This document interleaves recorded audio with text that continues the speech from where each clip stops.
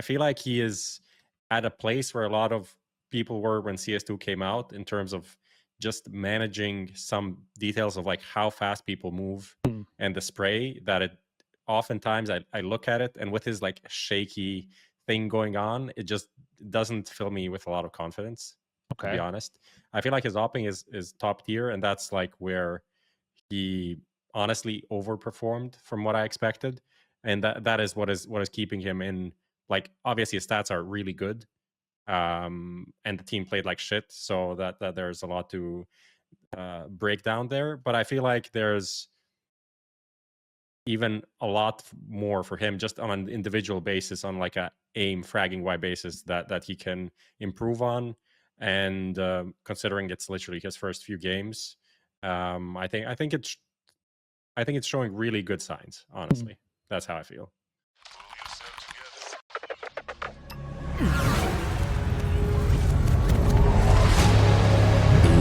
Changed quickly.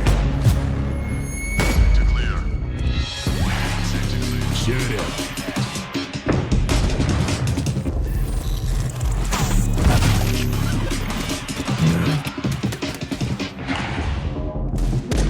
The world is changing, but one thing remains the same: victories with 1xBet.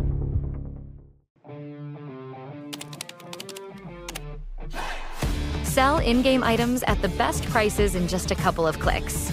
We are the biggest instant sell service for in-game items like Counter-Strike 2, Dota 2, and Rust. Easy selling process and instant withdrawal of funds to the most popular payment methods. More than 140,000 deals and 50,000 active sellers every month. Use promo code HLTV5 and get a 5% bonus on the sale of your skins. s1mple's. Sell items now. Since the dawn of CSGO, we have been there. Observers of all that competition can reveal. Elation, fear, triumph and heartache reach out from every frame. From the small studios and conference rooms to the epic arenas, the feeling is still the same. We live and breathe this game. This was CSGO Through the Lens. Buy now at hltv.org/shop.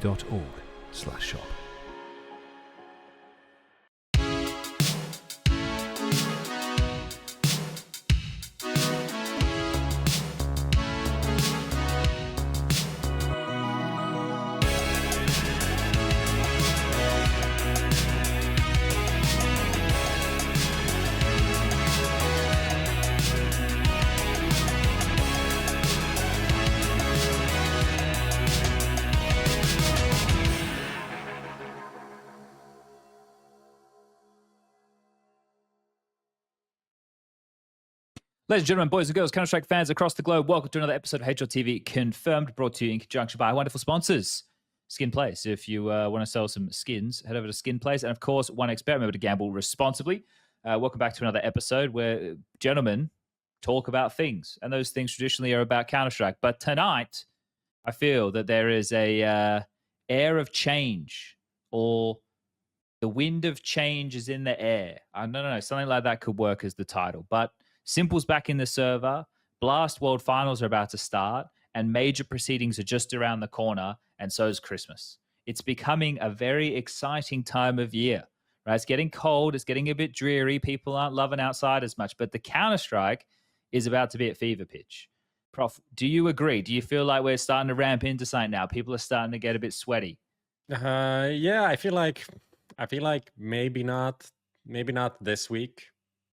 This week it will be good. It will be some good Counter-Strike for sure. But I feel like we're getting there with the RMR. That's going to be the fucking swearing in the first 2 minutes of a YouTube video. That's going to be pretty peak the next 2-3 weeks, and concluding with the major, obviously. It's going to be pretty hype. I'm getting excited. So you're not excited for the Blast World Finals? Well, I don't want to say I'm not excited. I'm definitely excited, firstly, for the fact that we're going to co-stream some matches, and I think that's going to be very fun. Hopefully you have some, legends joining in. at the Red Bull event. So I think that's going to be very fun.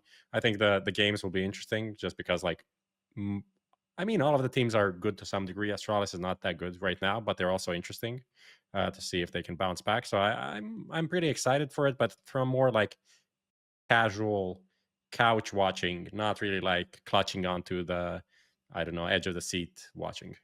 Okay, so just something on the television. Yeah, kind of like us. That's not a great review, really, Striker. You know, he's put the OC on TV and he's not really watching. You know, but it's on, and it's a lot of seasons. Honestly, I don't think I'm not huge into OC. One Tree Hill was more my vibe. Okay, from back in the day, but I couldn't say that that's like a casual viewing. Like I feel like that kind of shit, the teen dramas, you get pretty invested in that shit until they becomes like completely trash, and then you just don't watch anymore. Fair enough. Yeah, fair enough. What's your favorite? What's your favorite teen drama? Teen drama? I'd probably have to be the OC. It was a big one. Yeah, it was a big one at the time. You know, it was a hard one to go past. I don't even know what the fuck you guys are talking about. Like I'm just here nodding along, like trying to act like you don't watch TV. Are you like Mr. Beast? You know, you only ever watch YouTube algorithm. You know what's funny? Me and my girlfriend actually watched a couple of different versions of Love Is Blind. So I'm like, from it's not reality TV. It's more like reality TV, so it's much worse. But I also never ever watched that in my life before, so this is the only time I got into anything like that. So I tried and it was giga horrible. I did not understand. I did not. Yeah, I mean, I watched a lot of trash in my life, but that was something next level, in my opinion. Yeah, it's like not something I'm gonna keep doing. Let's just say that. Oh, fair enough. Well, look, tonight we've obviously just had, you know, Katowice go down. Small little event, nothing too crazy going off there, but maybe some interesting results. There was the Thunder Pick online portion, and then the LAN portion's coming up. That's also a little bit underwhelming because of some results.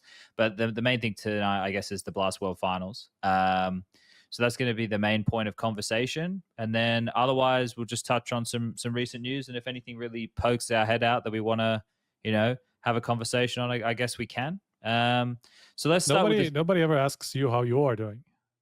How's our host doing? Fucking Jesus, Here we go.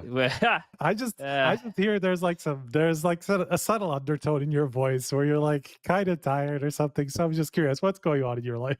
I'm not tired. I'm okay. You know, it's all good. Everything's fine. We won't do any therapy sessions tonight, Striker. There's all right.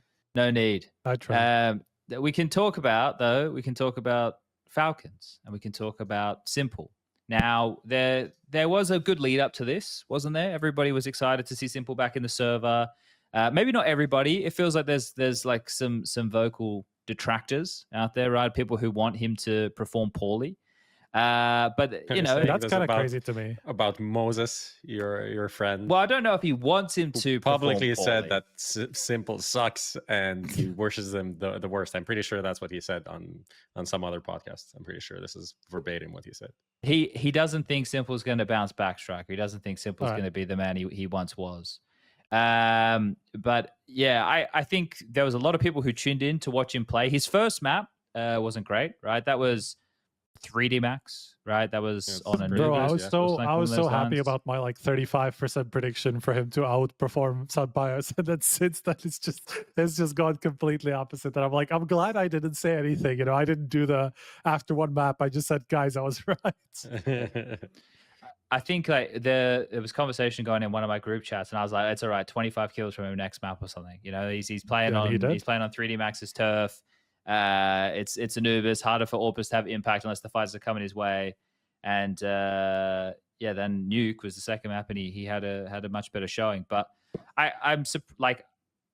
were you surprised to see the level of turnout for those matches? There were games that were early on within the day. The viewership was pretty big. Like, I don't actually know the exact figures. I mean, it's kind of funny. It was like 250K for Thunder Pick, and it was much lower for Katowice. It was like 170 or something like that. And I'm like, how is that the reality? You know, like, why do we care about him playing on LAN? You know, maybe it was just like the first. It was the first game, bro. It was the first game. It was super exciting. I mean, it was. I wasn't surprised, to be honest. Like, it's s1mple. If he streams, he has 50K viewers. You know, so that's true. You know, just adding people are just interested in him playing the actual games after a year. doesn't really surprise me. That was just like a super hype moment for the community overall. Like, I don't know, I feel like it's even people are almost underselling this whole story. Like, it is the Michael Jordan return to baseball kind of situation, basketball. Even though he I went don't to watch play it. baseball. He went to Yeah. baseball between basketball. Because like he is the CS:GO GOAT, right? Didn't play a year. There's no one, I don't think in the future we'll ever have this kind of a story. Like, I don't think so. Like, even Device going away and coming back wasn't on s1mple's level. Device going to NIP was crazier than him going away and coming back. That is also true. And it was crazy for a good reason, because it was wrong. It was the wrong decision. It was the wrong decision in hindsight. The With end of an hindsight, era. It was not the right move for our lovely From so many ways as well. That's also true. Yeah, but look, so lots of viewers, in terms of the overall results of the Falcons, it's been poor, right? 0-7. Yeah, well, look, I think this is the thing. You know, Prof, you're saying the story maybe being undertold. I feel like when you see the maps going down and the reaction, like all the threads popping up and everything like that, I think that it's getting like overblown from that perspective. But I think like him returning, his only real option is Falcons, right? I don't know, considering what type of a buyout and stuff that we're talking about. I saw the short news you put up from a Richard like stream by the looks of things. Where is it here? Yeah. Short, Richard Lewis. Falcons have an option to buy s1mple permanently at a reduced buyout. My understanding is that s1mple did have a couple of offers, but he chose this one because he's been assured that if he enjoys playing there, they're going to rebuild the team around him and NiKo. Well, the NiKo thing, right? We always think is 100% confirmed, right? It is. Yeah. Like, that's how we're operating.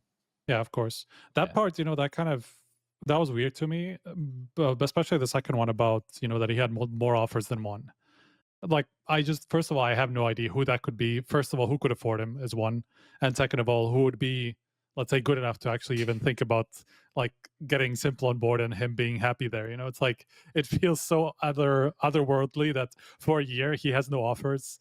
And then after a year, somehow he has multiple and he has choices. Like, it just seemed like kind of far-fetched. I'm not questioning He did say the same to Richard's you, sources or anything like that. What, sorry? s1mple also said something along the lines to you in the interview, no? He never really said anything about having other offers or anything like that. It was more about, unless I missed some subtle hint at that, I don't think he ever said anything of the sort. Wait, let me see. I just want to highlight one comment from MTN Doom. He's saying Bleed could pay the buyout. True. Yeah, if you just operate in fake money. If you just never transfer the money, then you could. Yeah, here's $1 billion of money that you'll never see. Here you go. I'm assuming that would not fly. Like, like with Nok, who's now in Fnatic, and his original buyout from Apex didn't actually go through because it wasn't paid apparently. So like, if that happened to s1mple, I'm assuming he would just go back to NAVI's bench rather than just be able to join another team on loan from the organization that never actually paid for him. That would be, I don't think that would fly. When is s1mple's contract up? Do we know? Like, I not think this it's short another year. I think it's another year. It was somewhere. Let me see. I think we had s1mple signs 3-year extension with Navi. That's end of 25. End of 22 was he signed a 3-year extension. So at least end of 20-ish, 25, yeah. Okay. Well, because like this is the thing, that Navi are successful at the moment, and s1mple's been a big part of like their journey as a org, at least in the more recent years, right? Like there's the whole 1.6 history and everything like that. But as far as his time during CS:GO and whatnot, like maybe they would come up with a agreement to sell him for cheaper. But then you also have such a star player, or potentially. Like this is another thing, right? Like, have you guys seen enough of him in the server from what you saw from Katowice and the Thunderpick online to think, okay, yeah, he's going to be back and he's going to be, that simple? Like, because I think that's really the big question that a lot of people are starting to postulate about. I feel like that simple is, it doesn't even need to be that simple to be a good signing overall. Like, that simple is, I don't know if that's replicable even by Simple himself. Sure. They're not realistic standards, is what. Yeah, but I think like this whole situation of Falcons is quite fucked. Let's just focus on Simple individually for now. Okay. Just like looking at him play, obviously the first map pretty dog shit, but overall, I think his opping has been pretty good. I think his rifling it doesn't look good. It doesn't look good. Like I feel like he is at a place where a lot of people were when CS2 came out in terms of just managing some details of like how fast people move and the spray, that it oftentimes I look at it, and with his like shaky thing going on, it just doesn't fill me with a lot of confidence. To be honest, I feel like his opping is top tier, and that's like where he honestly overperformed from what I expected, and that is what is keeping him in. Like, obviously his stats are really good, and the team played like shit, so that there's a lot to break down there. But I feel like there's even a lot more for him just on an individual basis, on like a aim fragging Y basis that he can improve on. And considering it's literally his first few games, I think it's showing really good signs, honestly. That's how I feel. Yeah, I was similarly surprised with, especially kind of of course, like this is Simple, and like questioning his skill would be a tough sell. But for a guy who's only started playing the game at a high level, or at least as actively as he used to CS:GO in the last month and a half or so, like to see the kind of the display of his skill come back up to at least a similar level to where he was at the end of CS:GO, where obviously he was already on kind of a downwards trend from his peak in CS:GO towards the end of the NAVI stint. So I think he actually wasn't so far from what we saw from him at the end of CS:GO, especially from the perspective of, like, at the end of CS:GO, you kind of saw that he was missing shots that he wouldn't normally miss in his peak, right? And we saw kind of the same thing here, where even with the op, when he had it, he missed some sitters, but then he hit some crazy shots, that he's not supposed to. Kind of like his consistency just isn't there, but his ceiling still is quite high, even with the limited amount of practice that he's had individually in the new game. So I definitely agree with that. The rifling, I can't really tell, because it seemed like he had the op or scouts, at least when I was watching him in Katowice. I didn't see so much of the online part, but when I watched all the games in Katowice, I was literally just like sitting next to the booth on the floor, and just like there was a screen right next to them, because I went to Katowice just to do a couple of interviews around this. And there it was pretty clear that whatever he does have the op, he finds impact with it. It's just, he's creating different opportunities. He was constantly calling out for things that he wants to do. Like, you could tell that he's very locked in.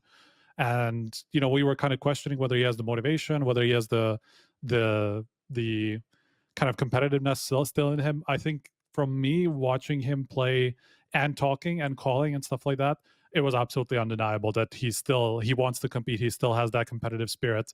You could tell that he was like taking over games from a communication perspective. I think he talked like 80% of the time, and that's even like over Snappy, who's actually an in-game leader. So I could tell that, at least you can tell he cares. He definitely cares. I think that's like from you being there in person, it's a fun thing, I guess, to be able to get the vibe of the competitive nature, right? I think that's one of the things. I know we're comparing apples and oranges here, but when I was competing like that, like people ask me now, like, oh, do you miss playing? It's like, well, I miss the vibe of competing, right? Like how that makes you feel.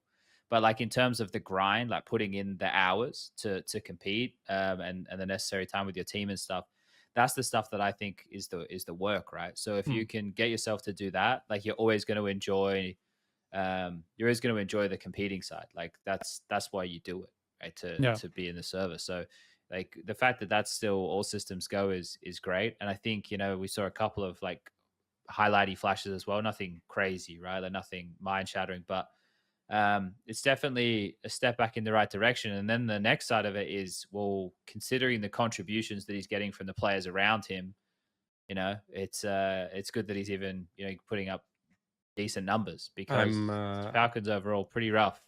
I don't know if we maybe Lucas can bring it up, maybe not. But if you look at the stats for the last month, so just like these matches that he played in Falcons, there's a very not very fun for Falcons, but fun to look at stat under his openings, which is like his opening is 82 out of 100. So he's getting first kills in rounds quite a bit.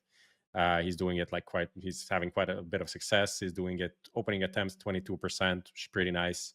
What? And then the win percent after opening kill, 45.8%, and like the bar is like practically zero. So like no, this is like as bad as it can be.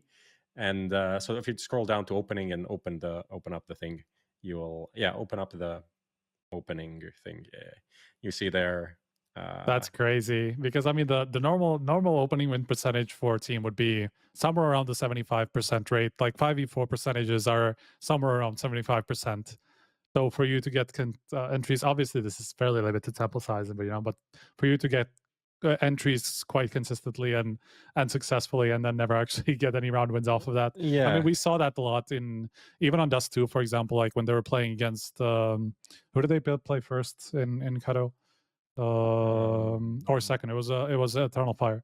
It was the Eternal Fire series, that the one that they were actually competitive in. There was a lot of moments where he got the opening kill and they just never did anything with it. It just didn't really pan out into anything. If you use the filter on there between CT and T side, it's much more egregious with the opening kills you get on the CT side to the round conversion. If you just look at the T side with the opening kills you got, it's win percentage after. So it's horrible on CT. That's even 30% on weirder part, CT side.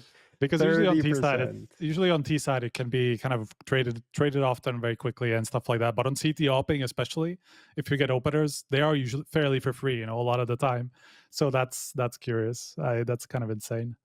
Yeah, but obviously the team is the bigger conversation point. Simple definitely has the headlines because of his return to play, but. Just to note one more thing on Simple, because like I was watching the games and I felt like, especially online, some of the first ones, the one against 3D Max, I felt like he was like last alive, almost like exit fragging. I felt like he was like pumping up his stats like artificially, but realistically it wasn't his fault, I would say. Well, having a save in certain situations. Yeah, he just had to save, and then had to shoot them. Didn't have to like get kills and saves, but like definitely better than dying. And then he would save the op, and then when he would have the op, like he was finding kills with it. So it's one of these things where I feel like the online thing, when his firepower was like at 98 or some shit on the thing after the first online games, I felt like it was a bit inflated, but it is what it is. It's not like he was. Obviously, he was hunting a few eco frags and this and that, but overall, I think he was just very much a victim of a team that did not really perform well. And funnily enough, they had different players popping off in different maps, but still couldn't convert shit. So that's even worse to some degree. Yeah, I think because people love to hate the Falcons, right? And the idea of Simple going there, like this is one of the issues with him being in NAVI and probably there being such a big buyout behind his name is like what teams could he really go to? So, if NAVI are kind, and decide to let him out for cheaper, I think there's two sides to that. The other side is why would they? Why would they sell like the secret weapon to potentially their opponents for cheaper? But regardless, it's like, where will he go? Like, do you guys think that a team with NiKo and Simple can work? That's two very big personalities under one roof at Falcons. Obviously, things will have to change at Falcons, and they are going to. But do you think that is a change that they could actually facilitate? It seems like, I don't know. I don't see that happening. But wasn't there also a world where they would have played together? Or like NiKo declined to go to NAVI. Like when they made this international move, there was a world where NiKo would join that team, or he got an offer to join the new international NAVI, and he said no, exactly because of Simple. Was that a thing? I think that was a thing. I mean, that's what I heard at the time, about a year and something ago, right? So like when they made this change, that there was a world where he could have gone. Position, right? Yeah, exactly. I mean, regardless of whether that was because of s1mple, I mean, you have to say that that's not a good look, you know, if he's going to team up with him for next year. And overall, you know, I'm not sure I'm buying the fact that Falcons actually want him to stay. It doesn't really make sense to me then why they would just get him for the last 3 years. It just seems like maybe Last things 3 got months, bad. Yeah. What did I say? 3 You said years. 3 years. Oh yeah, sorry, 3 months until the rest of the year. I wanted to say because like, was it just because things got that bad that they were just like rather gamble? I mean, I'm going to use the words that Zonic used.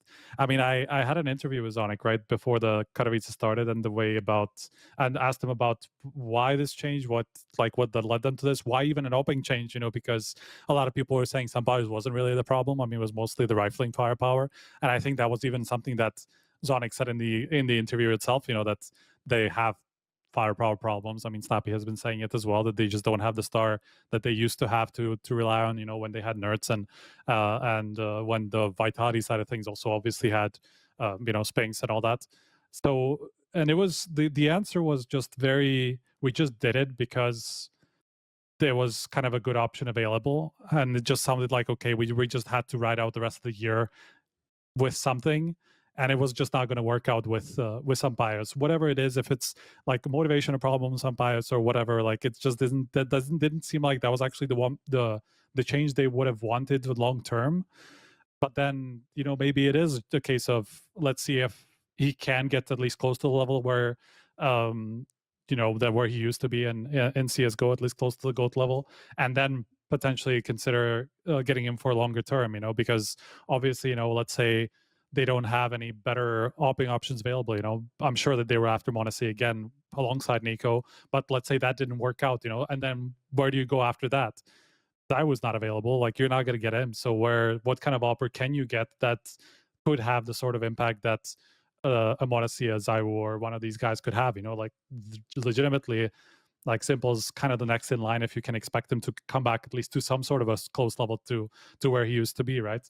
So I wonder if that's the sort of thinking, because the answer that I got, I didn't fill me with a lot of confidence that they want this to continue beyond 2024, and that kind of lines up also with if it would be NiKo and s1mple together, because it's not like I actually don't believe that NiKo's toxic or anything like that. Not at all. It's because it's more that just he's toxic on himself, and like he's more tilting at, you know, when he doesn't win a duel and stuff like that. It's not like tilting outwardly, which obviously happens with s1mple. I mean, we've seen that time and time again, and I don't think he's gotten particularly too much better at that just because he was out of competition for a year, you know.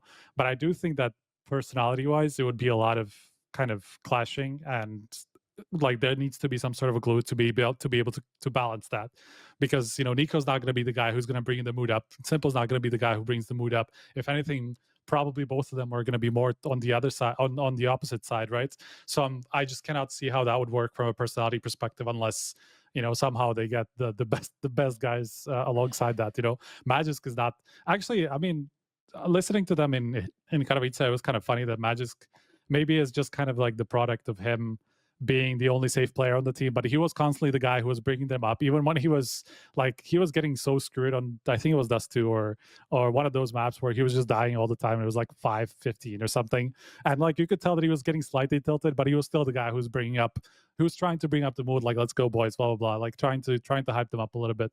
So it was just like a weird thing to follow the atmosphere in the team, you know, because it was like either 80% s1mple was talking and coming up with ideas, or like telling other people what to do and stuff like that, like trying to almost guide people what they're supposed to do, you know, coming up with, like, when he's dead, he's literally like, you know, backseat driving effectively, and that was just a funny thing to consider. But that's just a result of the situation that Falcons are in, and that I'm sure multiple players on that team know they're not going to continue past 2024, you know, so it's hard to have a good atmosphere at that point.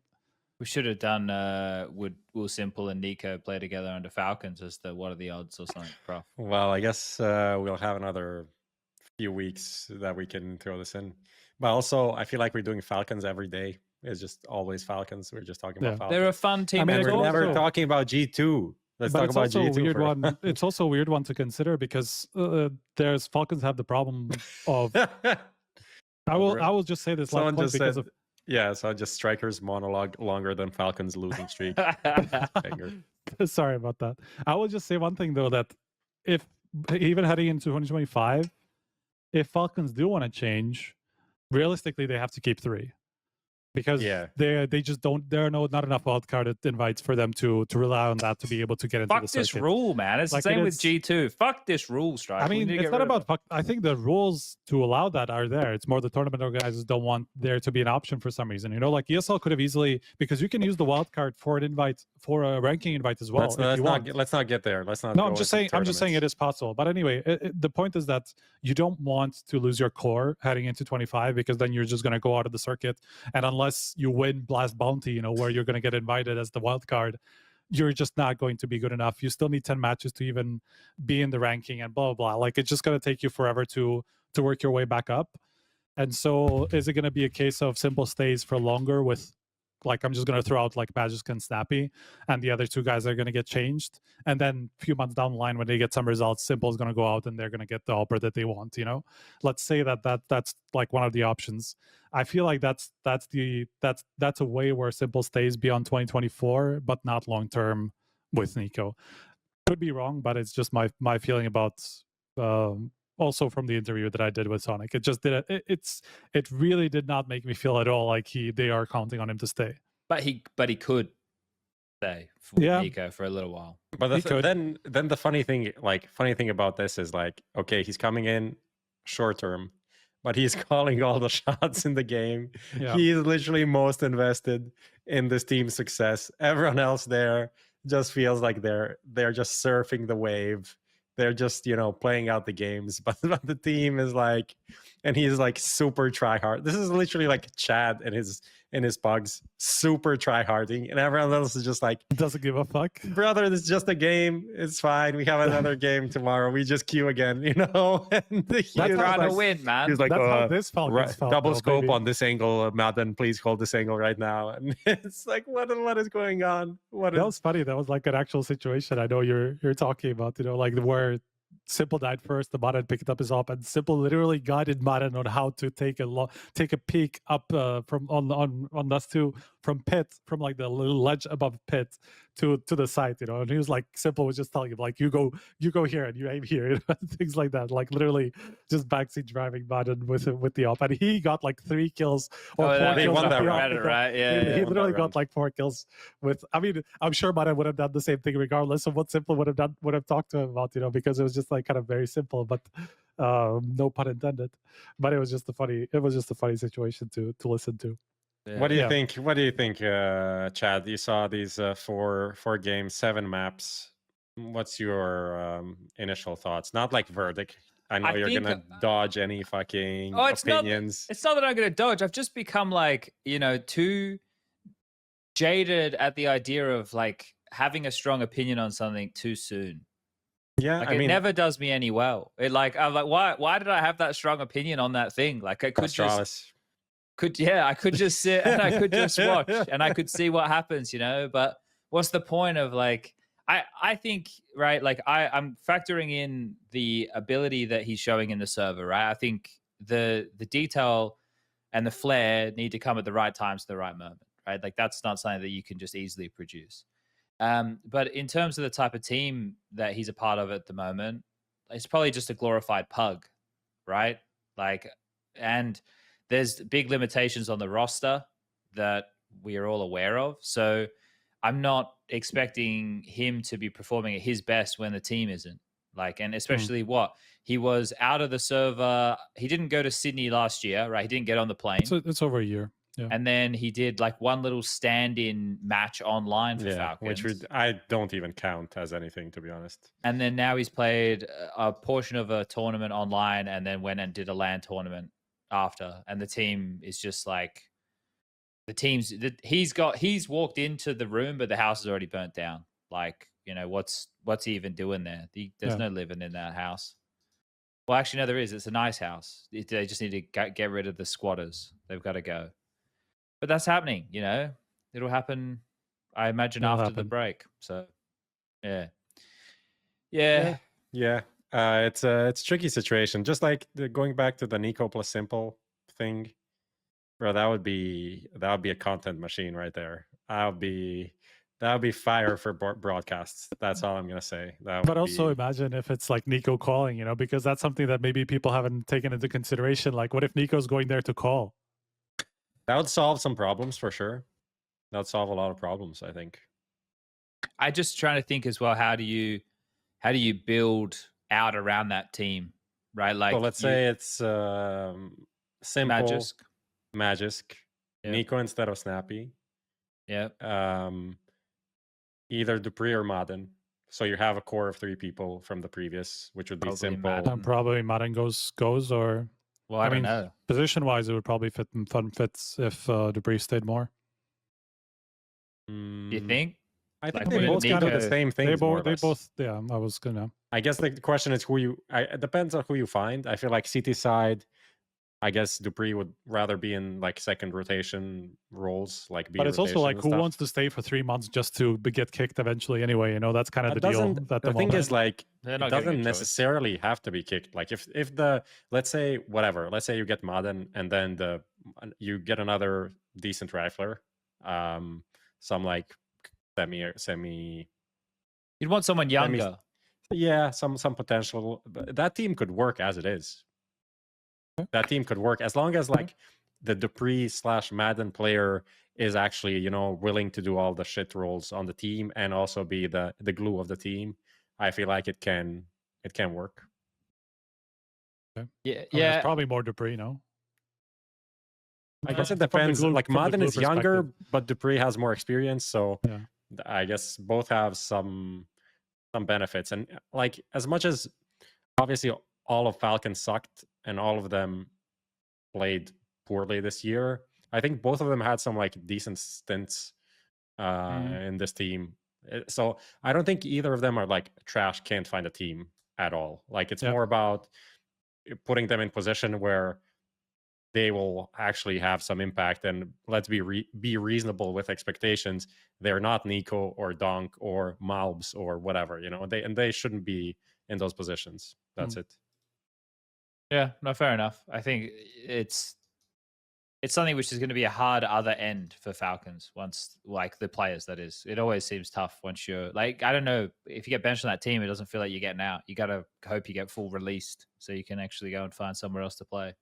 Yeah, I mean, or you're just sitting on the bench and getting a pretty decent salary, probably. That works too. Okay, are we done with Simple and Falcons? I think so. I suppose. Yeah, I think so. I don't know Yeah. if people had. There's some questions. There's this little guy with a little penguin on Twitter that asks. I mean, maybe this is. We kind of answered this. The question is, why do individuals and Falcons, with the exception of Simple, look so terrible / inconsistent? I think you're just stuck in such a shit situation for so long that the combination of like individual form, just confidence. Yeah, it's worst case scenario, right? And Yeah. everything is like at the lowest for these players. Yeah. So then that's why they're just performing at their lowest, realistically. As I said, you know, it just feels like they're riding out the rest of the year because they already know that at least 2 of them are going to go out, you know, and they probably, those 2 players, I'm sure, also know that they're going out for sure, at least, you know, like that's the bare minimum that they will change, like, realistically.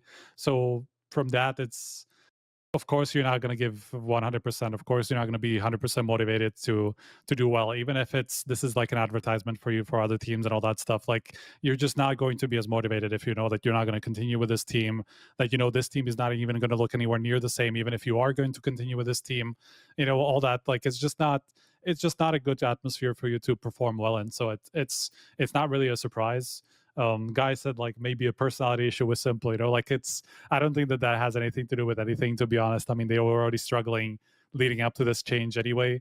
And I mean, from what I was hearing, it was just normal Simple. It was nothing egregious or anything like that. Like, of course, he's going to voice problems like straight after games and stuff like that. But like during games, he was actually very okay. Like, it wasn't, considering they were losing all the time and they were losing maps, it was always more between maps where something, you know, he started kind of talking about what went wrong and what round, and like, this was shit, that was shit. Nothing nothing crazy, you know, nothing that you wouldn't see from plenty of other teams happen as well. You know, when somebody's just not upset with something that happened in a game, you know, and then you kind of want to talk it through straight after, all that stuff. You know, like during games, it was perfectly normal, you know, to play. So I think once you keep it outside of the games, it doesn't really affect the atmosphere too much. Yeah, all right. We don't have a bumper anymore, do we? No. All right. Well, we're going to do into the recent news. We'll just pivot on over here.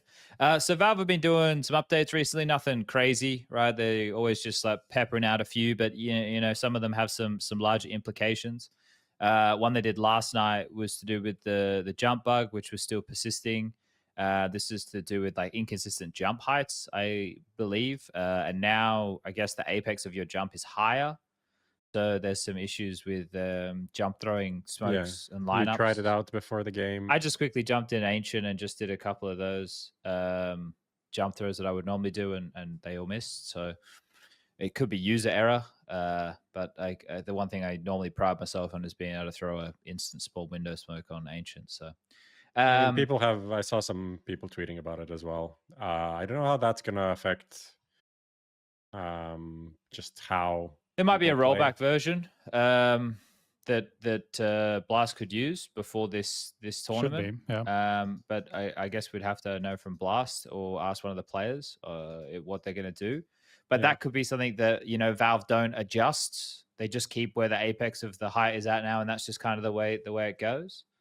I guess that depends on if it was intentional or not. True. I do foresee it staying the same. To be honest, it just feels like a thing that they wouldn't. I don't know if this is how the jump works. I feel like it's just how the jump works, and I mean it's not like all of the jump throws probably you can do but you just need to adjust them. Like it's not like the lineup would change for sure. The lineups will change, but I don't think any jump throw that existed before you can't do because of this like minuscule difference. But the fact that all of them changed so close towards tournament is. I think it's kind of funny. It's a pain in the ass for the players for sure if they have to like overnight figure out all of their jump throws again. Yes, very frustrating. But that's why they're pro players and I'm not, so I can look at this from an outside perspective and find amusement while they have to figure out the solution. I mean, we saw the same thing happening with like the jump throw binds being removed, right? Like the tournament was 2 days later, and people were missing smokes left and right. People in chat are saying Frozen said they're playing on a rollback version. Okay. So just to read the patch notes to everybody, I'm not a movement expert. Where did he say that? Where did he say that? I don't know. People said there was a tweet that someone tweeted that Frozen confirmed Blast will use the rollback version. Okay, I'm gonna look. But the patch notes regarding the movement, this is under jumping, improved jump height consistency to be within 0.015625 of a unit, whatever the fuck that means, regardless of distance from the map origin at coordinate 000. Previously, in both CSGO and CS2, jump height could vary by up to 0.03125 of a unit, depending on the distance from the map origin. Improved consistency of successfully landing on surfaces very close to the maximum height of a jump. Jump height is still affected by stamina.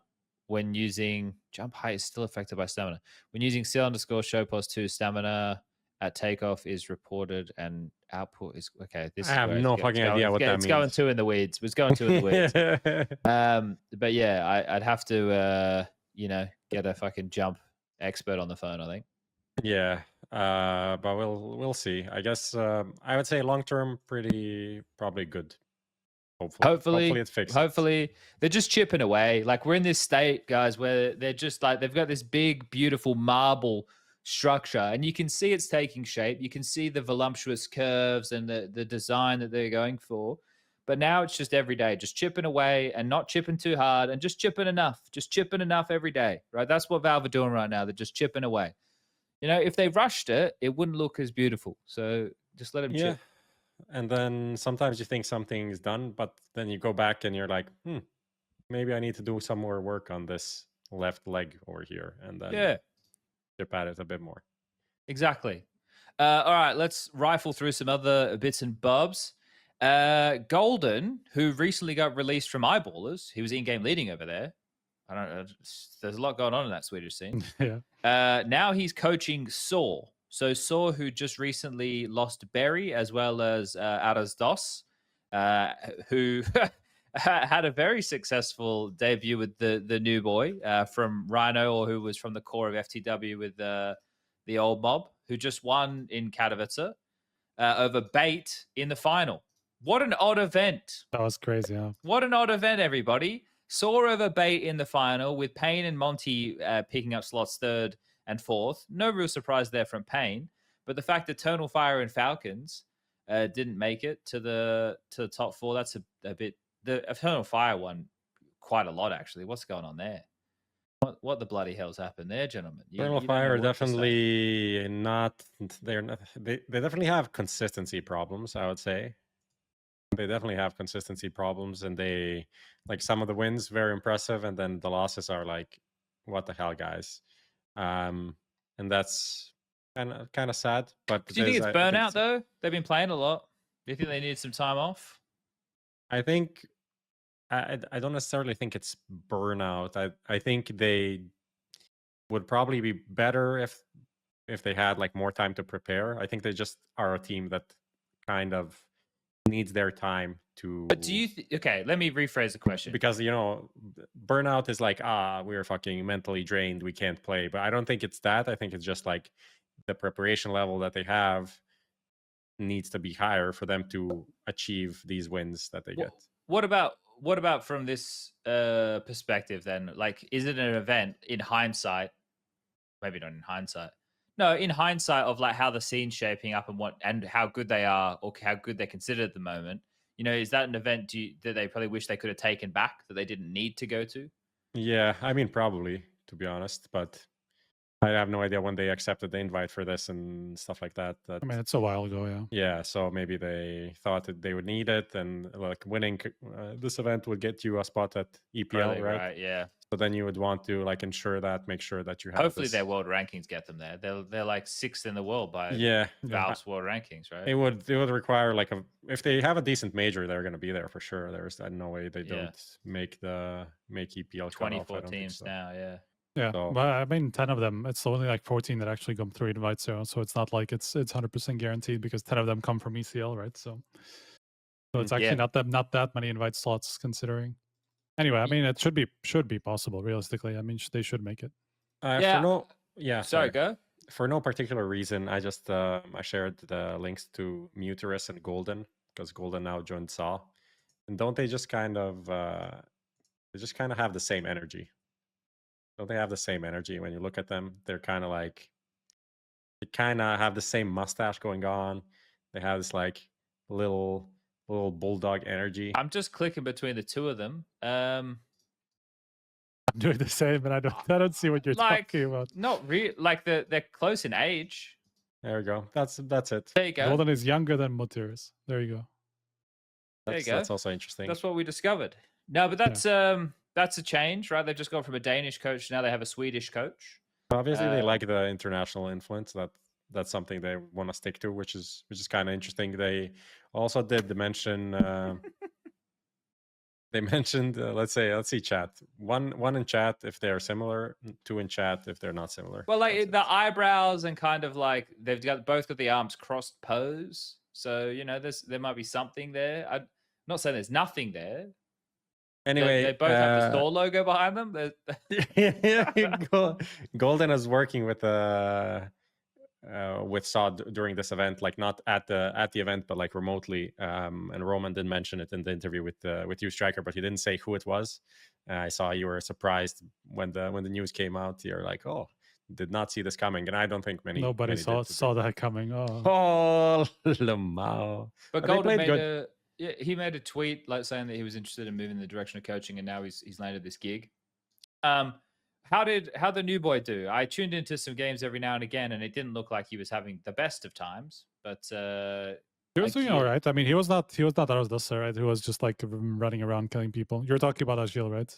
Agil, yeah. I don't know. I'm trying to do it. Well, his name is Andre, and his last name is Gil. So Agil, Andre Gil, yeah. Big Gilly, we'll call him.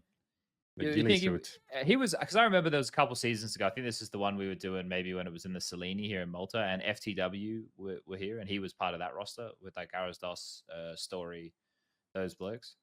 So it's not the first time I'm hearing of him, but he's obviously not one of the guys who was picked up by Saw originally to fill this better roster, right? So now he's coming in with big boots to fill. But I guess the thing is, if they just go back to their bread and butter, which was good team Counter-Strike, right? Which is what got them there, and then kind of put the individuals a bit more on the map, then yeah. Then I mean, it felt like a little bit of an overperformance just because literally Roman is their best performing player, and he was like running around getting shitloads of openings. He has something like 0.22 opening kills per round and 0.06 opening deaths per round. You know, like when you have a player like that who's just like giving you so many advantages in a tournament, you are just going to win more. Let's just say that, and that's not something that we can expect from Roman long term, of course. He's even called himself kind of inconsistent in that, but just sometimes it works, right? So if it works across an entire tournament, and I mean, I don't want to take anything away from their win, right? But obviously they got somewhat lucky that they didn't have to win. They didn't have to beat Eternal Fire on the way because Bait did that for them. And it just seemed like Eternal Fire had some sort of a problem playing Bait because they lost to them in the first best of one as well. So it just kind of, stars aligned for them. And of course, it's a good sign that they didn't just bomb out with, and I mean, they won their first international event. I mean, that's a big achievement, especially when we never expected them to actually be anywhere as good. I thought they were just going to get wrecked by Falcons even, and that's saying something. Yeah. Look, it's a good win for Portugal. Let's get it. Everyone, all the Portuguese fans, they're going to be loving it. But yeah, I guess one of these smaller tournaments along the journey, so we don't have to spend too much time on that one there. The whole Bleed saga has come to a close. As we know, they obviously became unpaid, and then they played at was it RES? Yeah, they played at that LAN event just the other week. But the team is split up. jkaem has gone to BC.game. If you're not familiar with BC.game, we've spoken about them before. They had cadiaN coaching, but still have cadiaN coaching. Didn't he move? He's in the server now. He's playing, but he's in the server. But it's not supposed to be long term. Oh, that's what they all say, Striker. Just when you thought he was out, they pull him back in. Well, that's it. They had Anikas in there, and then they got rid of him, so they took cadiaN off of the coaching slot, and he's back in the server. And I saw he had a couple big maps. They've now added jkaem to the roster, who comes in after Quez. Sorry, not Quez. Quertz. Quez is a Danish guy. Quertz is who I'm thinking of. Yeah, I have to say I'm surprised by this move.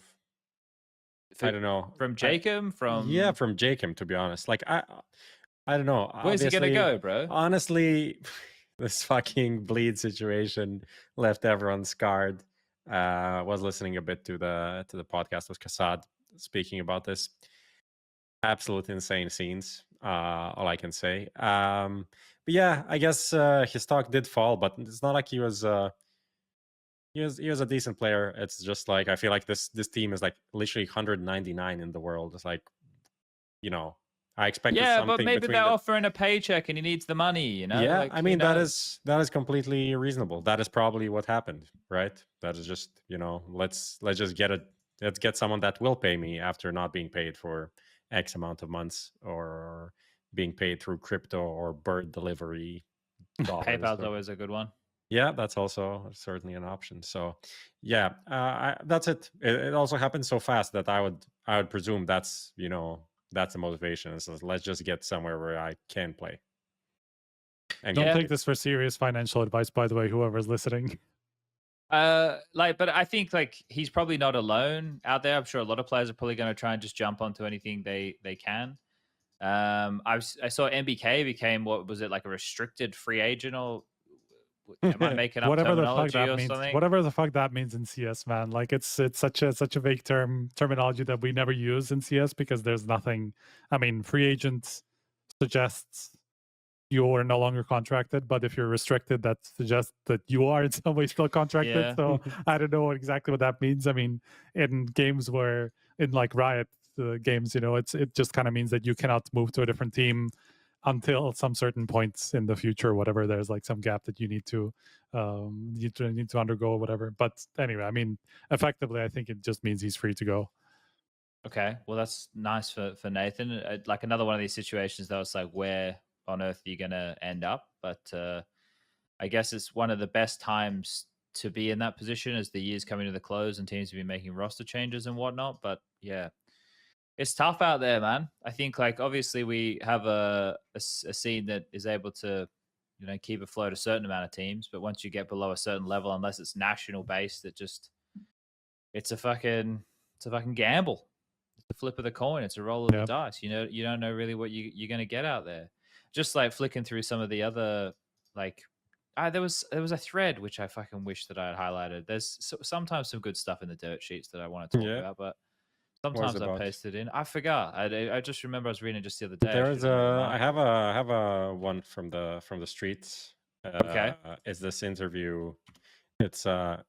It's a user translated highlight from the I kyousuke did interview. read this, and then I told people that I watched some VODs. I watched some of his like his VODs from Facer Games to get uploaded, and the first one I loaded into on the pistol round, he was seriously using a revolver. He peeks long corner T side with a revolver, so he's pistol. On pistol. On Dust so 2. he's already pressing the button. Yeah, he's pressing the button as he's coming around the corner for the angle and headshots the guy. I'm like, oh, this is cool. So he's just fucking trolling. He's just buying in a high level face at pug. Just But the thing that blew me away was him dropping out of school and him going, I'll just do college later, and then him not living with his parents. Well, since he's 15. Yeah. How does that work? And apparently, is that even legal? And apparently his parents are okay with that. Apparently they bring him food and shit. I don't know. Yeah. Well, I thought it was interesting. That's what is it? Seaman Barkin? That's his other name that he goes by. I don't know. It's funny. This line from that forum thread is funny. He reads the HLTV threads about him. I mean, why wouldn't you? There's like a million of them every day about kyousuke. The host asked him if he thinks he's overhyped, and he said yes. I think this was the most interesting one. Despite his CS name being kyousuke, he doesn't watch anime at all. Come on, dude. What the fuck? Come on, dude. He says he knows English at B1 level. I think that's an important part of it. What's B1 level? That's decent. That's pretty good. Yeah. Yeah. All right. It's like it's like let's get him on the show. It's kind of like where you end when you're finished with high school or so. That's about B1 if you're good. If you're Really? decent. I mean, not if you're from Australia. I hope. I mean, yeah. B1's no, I know what you're saying. I get what you're saying. In Australia, I hope that you'd leave with a much higher level of education on the English language. But Of it's like C1 and is C2 higher or C1 is higher? What is higher? I don't remember how it goes. Anyway, it's decent. It's decent. He's going to G2 apparently. That'll be really exciting. Okay. I love this. This was I had this saved in our little prep document. How do you say his name? I said kyousuke. Kyousuke. Guys, are we saying it right? Well, we're gonna because we have to do him next year in Katowice instead of donk or something. It is some anime character from which. I'm gonna repeat some fucking. It is from. We need to mention Savage Leet and how he beat Donk in a face-it match. That's from Young Flip Flop 42. Right. I don't know if we have to message that. I don't know, but it's some obscure anime that I don't know about. Chad. Yes. Did I was you watch? thinking go to an ad break. Well, yeah. Did you watch Berserk or read? Berserk? No. Yeah. No. I know Blair's into that. You're missing out. You're missing out. It's life-changing. I've got to get back on board. You know, I've got to get back on board the animes. You were saying earlier you're bored. You have nothing to do. Might as well watch some anime. That's just my midlife crisis tracker. So on that note, let's go to an ad break and we'll come back and we'll do some Skinionaire and talk about the Blast World Finals. Lucas, let's go. The world is changing quickly. Shut up.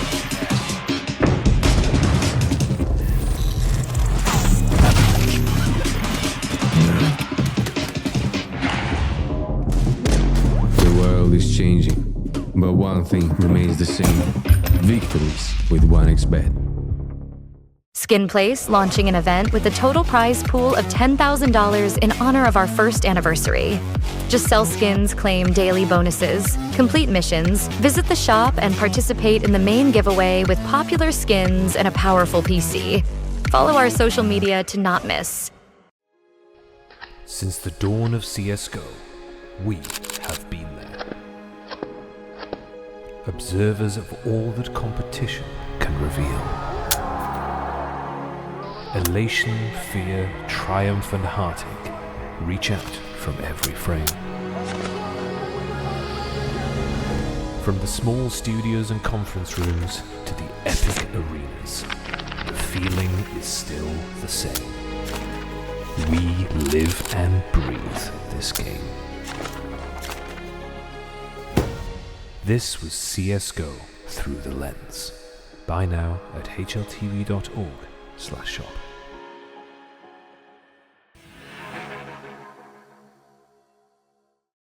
All right, we're back. Thanks for sticking with us throughout the ad break. I moved again. I'm going to keep moving, Lucas. Sometimes of movement. I sit like this. See, there you go. That's a good play. And capture a bit of a bigger space, right? You can see what's behind me too if we do this. Wait. What is behind you? There's some photos over there. There is. What is the photo? This one's me and Machine. That's you and Machine. What is Where that? is this Where's that from? from? I think from Cologne. That looks like Cologne, yeah. Yeah, probably Cologne. Maybe the one. I don't know. 2022 or 2023, I guess. Pretty nice. And have some toys over there. This is me as a baby. That looks amazing. That's especially me because in- of the oval thing. And That's it's black so- and white. It's black. That's how old I am, everybody. It's black and white. It's funny. It's like it looks like it's on one of those things that you do. What is it called? Like embroidery. Like, someone said weird to have. It is weird to have, but I have nothing from my home here in Malta. So when I went home for Christmas, I brought back stuff. This is a street shark. They had cameras when chat was born. Yeah. Yeah, shit. But yeah, there's some Dragon Ball figurines and stuff there. There's a phone. It is your own baby pic. Yeah, it is kind of weird. It is weird, Cloud CS. I'm with you, man. I'm following completely. Okay. Yeah, usually that's the sort of stuff that people bring up at like family reunions and stuff. You know, this is the album from his childhood. Look at this. Like, you know, you bring over a girlfriend and they're just showing you like embarrassing pictures from your childhood. And I'm trying to think why it's with me. You can just have a girlfriend come. You can bring a girlfriend to your bedroom and just show her your baby face immediately. That's just so good. I'm not sure why I have that. I have that for one of two reasons. I don't. The first reason could have been one of the times I was there. I don't know why I would have ended up. Yeah, or when I was going through my granddad's place, who passed away last year, I was going through his stuff. That could have been there, and I could have taken that, right? Because otherwise, it would have got thrown out. And that it's one of those two things.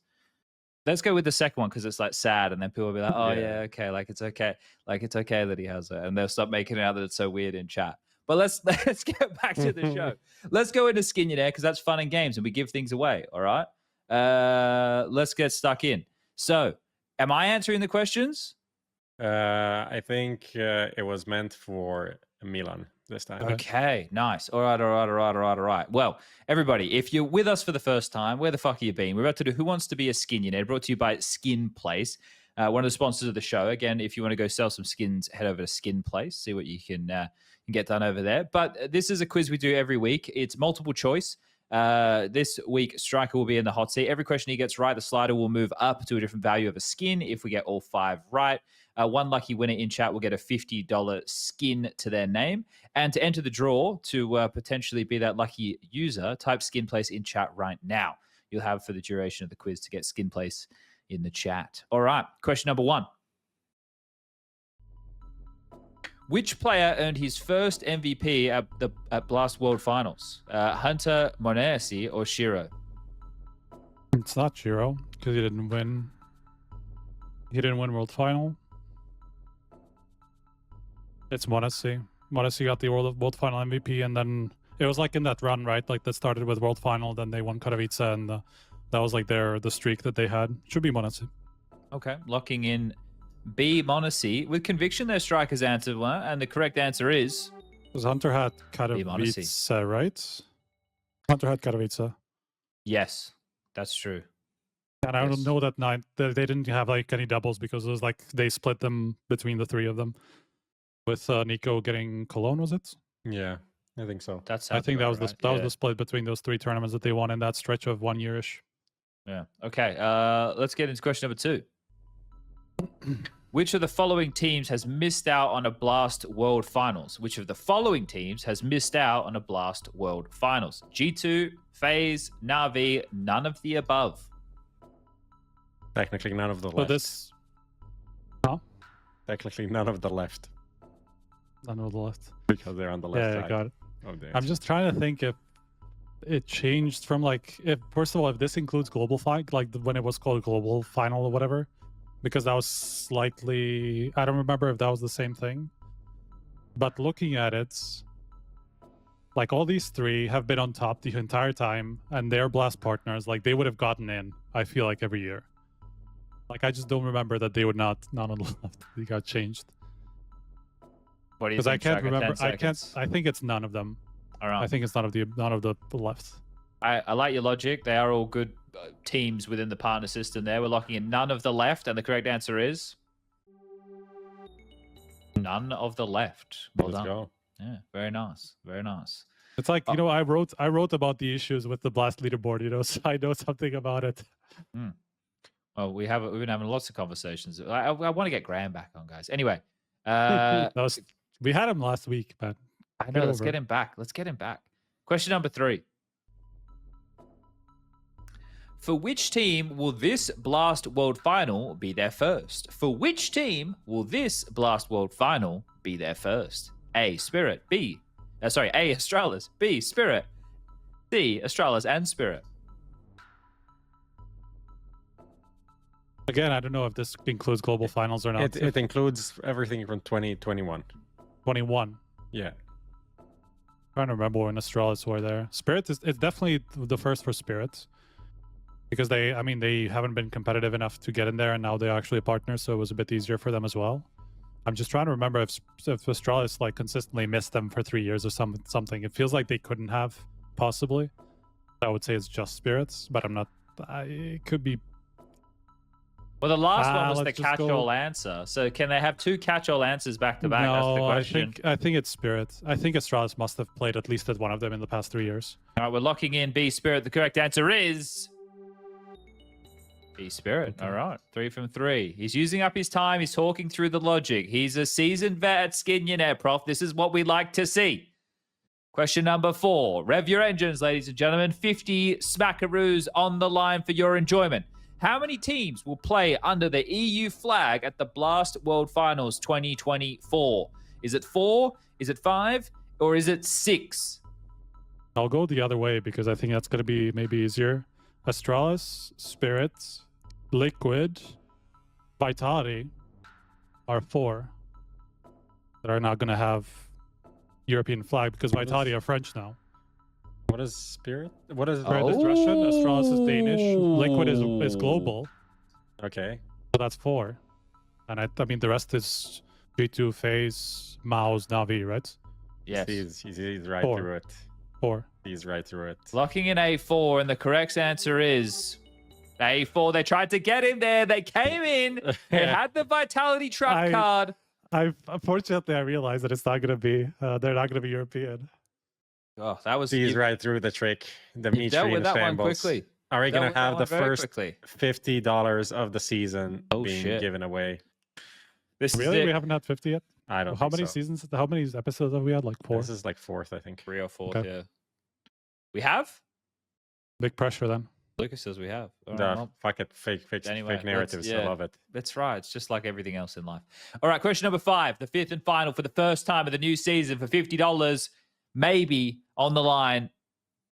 Question number 5 is, in 2021, the format of the Blast World Final was different from this year's. In what way?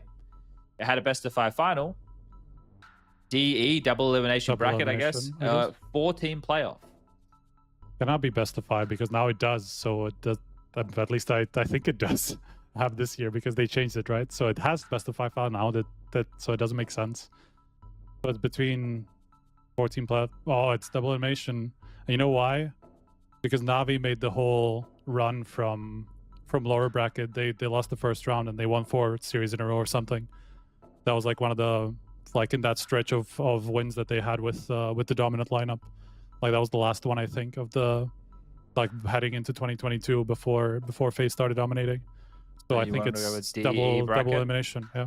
Locking in B, double elimination bracket, and the correct answer is Let's double go. elimination bracket. Striker, the confetti comes raining down. You got people jumping out of their seats. They're bringing you flowers. They're letting you pet their dogs. I don't know why dogs are there, but everyone's excited because 50 smackaroos is going to 1 lucky Twitch user. It's me, Dennis. And when I say it's me, Dennis, I don't mean my name is Dennis. I mean there is a user. It is me, Dennis. Congratulations. It would be fucking funny if your name was actually Dennis. And chat was just like a fake pen name. A pen name. Been using that my whole life. No one even knows. Okay, Dennis. well, guys, if everybody kind of missed the theme of that quiz, that's Who Wants to Be a Skinionaire, brought to you by SkinPlace. It's about the Blast World Finals, which are starting in less than 12 hours from now. And you're sitting there and you're going, how's that fucking possible, mate? It's 8 o'clock at night in Europe. Well, guys, it's the power of time travel. And I know that you didn't think we invented it yet, but in Singapore, they're ahead of us ever so drastically. And the first match will be starting at 7 a.m.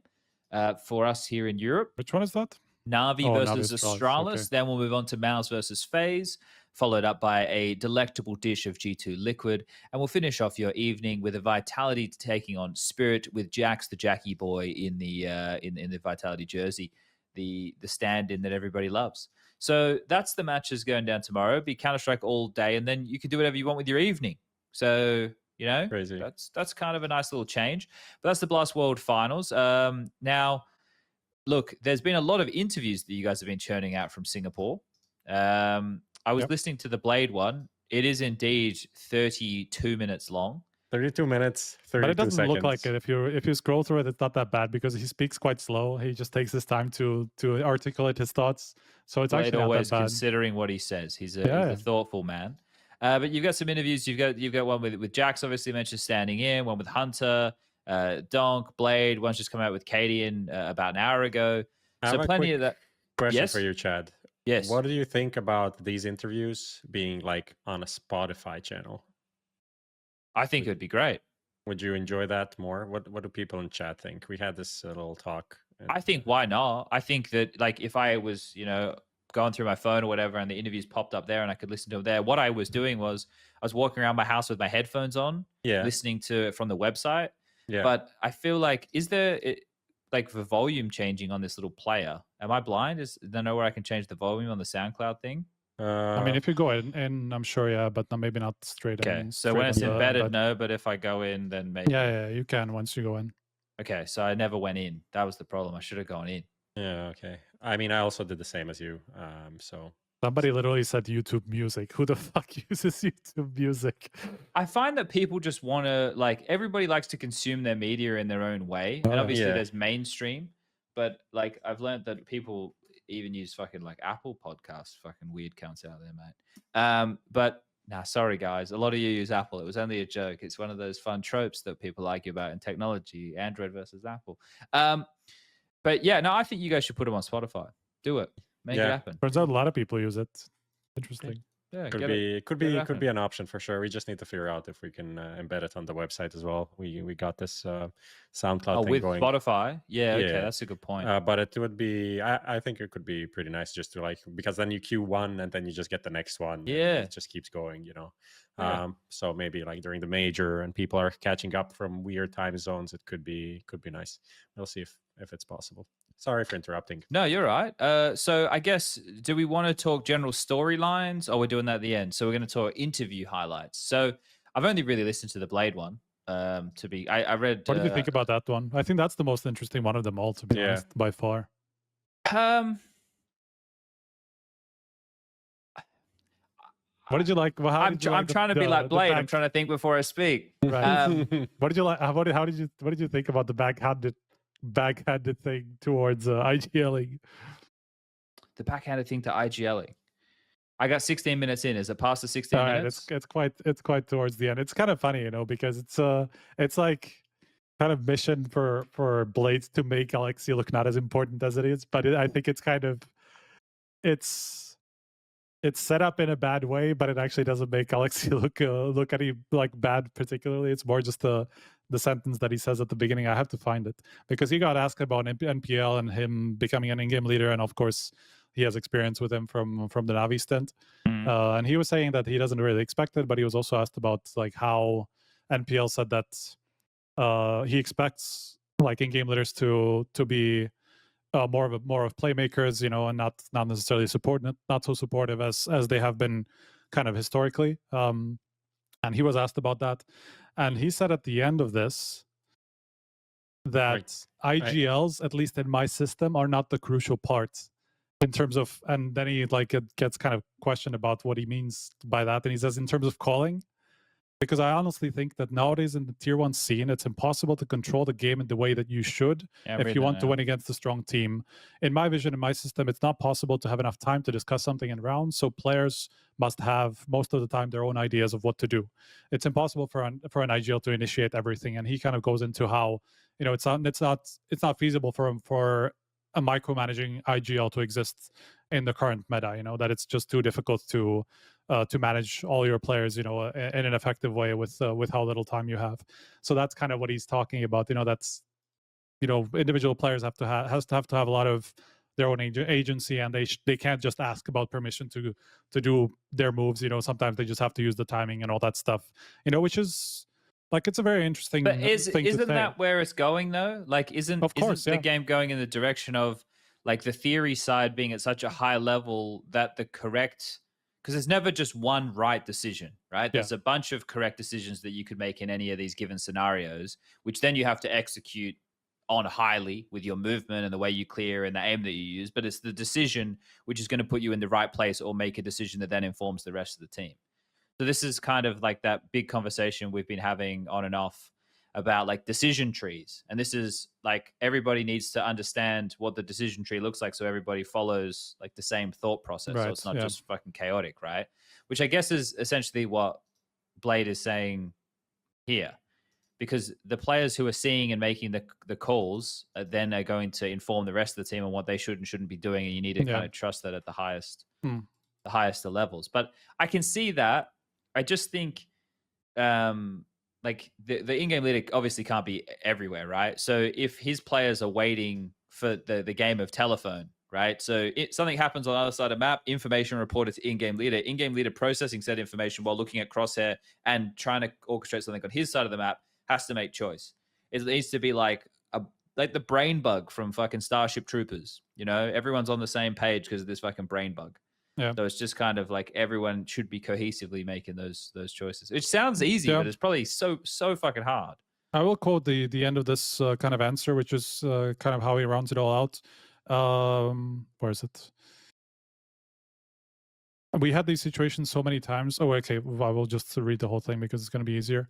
In my system, it works for sure. It's not something you can rely on if you constantly want one player to control everyone. Even when I was playing, it was impossible, even though, I mean, he was kind of known to be that type of in-game leader at the time.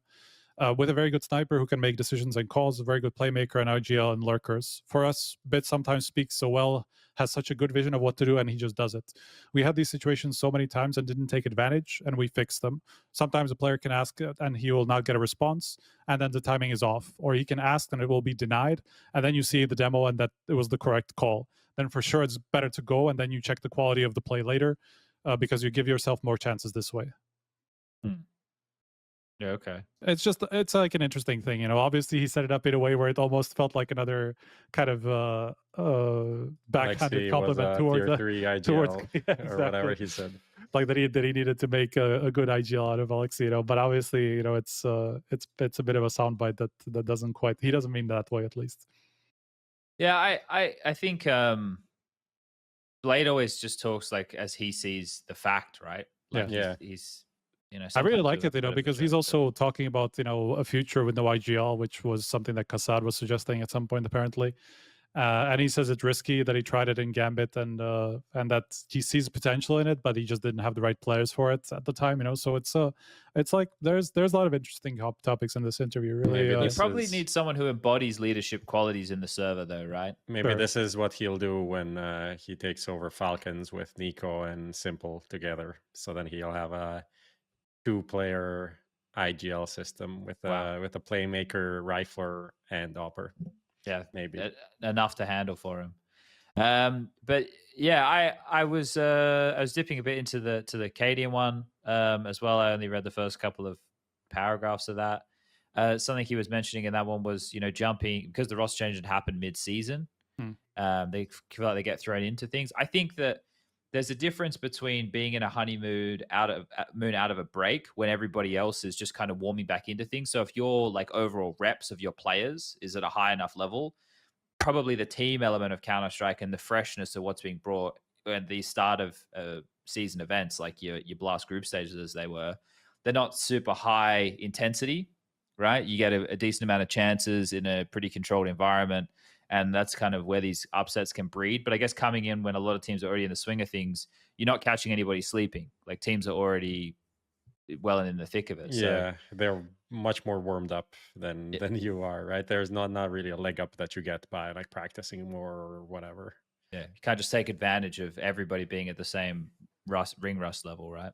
Yeah, I mean, I don't know. It's a pretty rough situation for them, to be honest, considering where they are, where other teams are, and like a bad start, because that's exactly what you want to avoid. It kind of reminds me of the Cloud9 super team when they came in and just from the first event just didn't deliver, and then there was a lot of pressure and expectation and everything around them as well. So it's gonna be difficult. I think they really need a good result here, and I don't necessarily mean they need to like get to the finals, but they need some good confident wins. Some I mean, any wins that against these teams really would do them a lot of good. It's a tough field for it's like this is the Yeah. best team in the world. Yeah, but like they also haven't made a major in forever, like what, two years almost, I think. So they, as an org, they really need that, and you know, it's no joke getting through RMRs. So I True. definitely think they need something. Their side of the yeah, they're playing NAVI first game, and then Mouse Phase are on their side. It's rough, man. There is no, but that's also a thing. You need to earn it, right? You need to earn the win. Yeah, I mean, if they were in the other group, obviously, you know, there's like Liquid or something, but they would be in Liquid's spot as a seed, you know, so it would be kind of the same thing. They would play G2 and then Vitality or Spirit.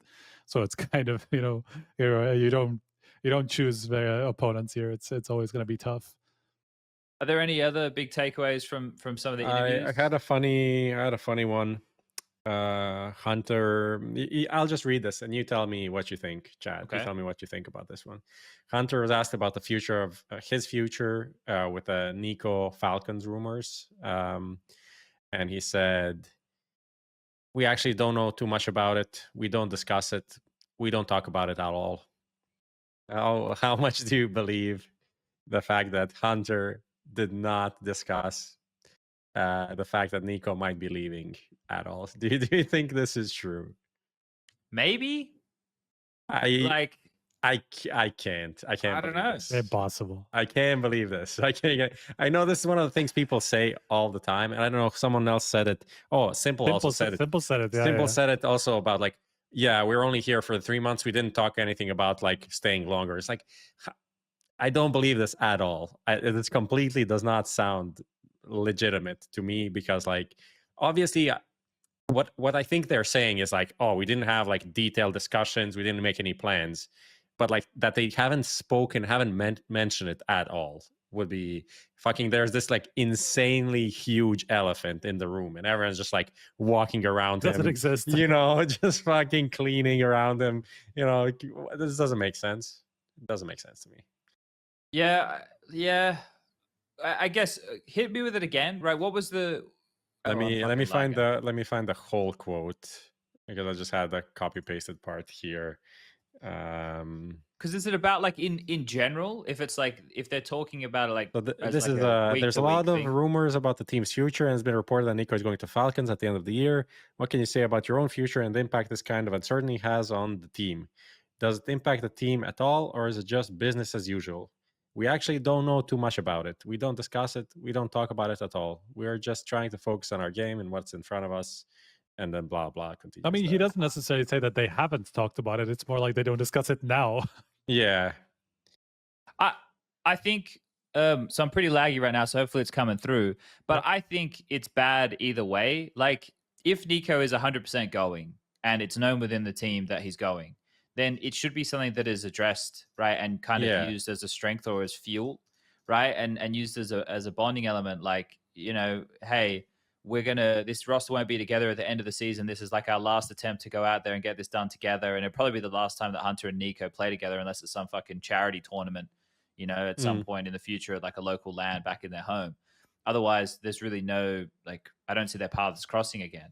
So I think that the idea of just ignoring it and pretending it's not there is one thing. You could also argue from like a professional perspective, it's like, yeah, but this is what's happening next season. We're only focused on what's happening in the now.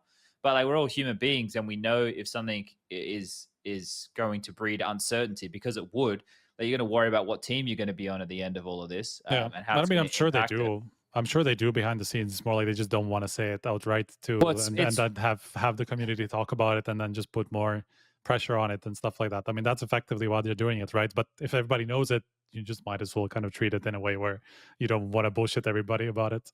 It hurts different individuals in different ways, right? Like if you're Monacy, for example, then you're kind of licking your chops. You're going, okay, well, like I have a really good bargaining power with this organization to try and fleece them for everything they're worth, or I can make a move to a better organization, which will benefit me overall.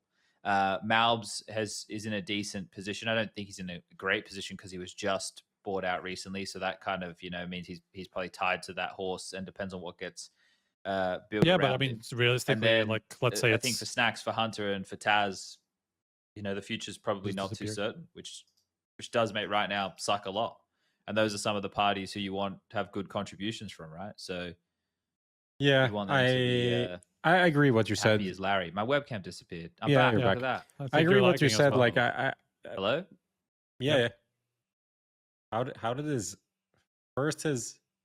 camera went out and then his audio went out, but only after his camera came he's back. Out completely. Yeah, that's very funny. Right. I'll just continue and say, like, I agree with Chad in terms of no way they didn't address this. Like, it doesn't make sense. It would just make things worse overall. So of course, yeah. I think it's not like Hunter's lying here. It's just like trying to like get away from the uncomfortable question that he doesn't want to talk about, which is completely fine. I don't think he needs to address it publicly. Hello. Yep.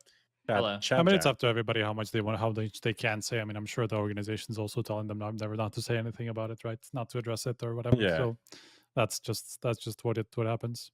Yeah, I mean, that was what I saw. There's the donk interview, but honestly, it didn't really give too much insight. He was like, we fixed problems, but also he said, we have to see how the communication is in actual pressure matches, because like playing practices and playing easy games where everything goes well that's not where the communication is shit. So, yeah. But it was still a lot of true. There was still a lot of introspection, about his second half of the year and how much he's not been playing up to the same level as in the first half, and how much he could have made a difference, in some of those matches where he just wasn't performing. So it's also, I mean, that's good to see. Obviously, like, I'm sure he's not stupid. I mean, he knows that he hasn't been destroying people the same way that he was before, right? So it's just something that's it's just nice to see him address and realize that something's going on. I think, like, with all of the reason we were so baffled with the kid in the first place was because the type of Counter-Strike that he was playing and delivering at that level, right? So yeah. I'd be surprised if he was able to sustain that, considering the positions that he plays. Of course, yeah. But yeah, okay. So that's taking a look at some of the highlights of the interviews. Let's should we jump into what are the odds? Yeah, let's do that. Okay. So again, if you're new to the show, or if you're not, we're going to be doing what are the odds. This is a segment brought to you by 1xBet. Every week we pose a question, and that question is a yes or a no answer traditionally. It doesn't have to be. We've got something first. What have we got, Lucas? Oh, what are the odds NiKo will in-game lead at more lands than Twist this year? Wow. Well, it's already one- out. I guess it's already out, right? So- Yeah, this is one that we did not did not convert. Did not convert this one. Twists definitely. I jailed already like 4 or 5 events, I think, after the break. I'd love to see what odds we gave. Like, I know it's the added together, but I'd love to see what we did individually. It's 5 individually. Okay, that's 526. I think mine were the most in NiKo favor. You guys were giga high. You were like, oh, I went to Twist's wedding. I know all these details.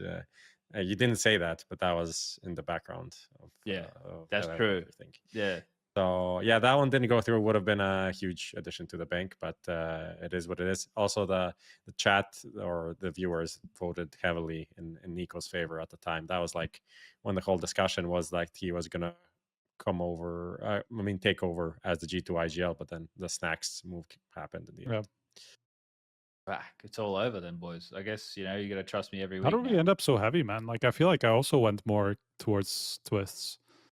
I mean, we did go towards That's Twist, why but the NiKo chat was voted high. for NiKo. Oh, okay. Got it. All right. Well, what's this week's question? Let's have a look here. That NAVI reach another final at Blast Premier World Final. Fuck, that's mouthy, isn't it? Jesus. So what are they going for now? Would it be 7 in a row? 7, yeah. 7 in a row. How many did FaZe get? 6? 6, think and it one of was them was online? 6, yeah. Or was it 7 and one of them was online? I think it was 7 and one of them was online. I think it was 6 lands. Okay, I could be wrong though.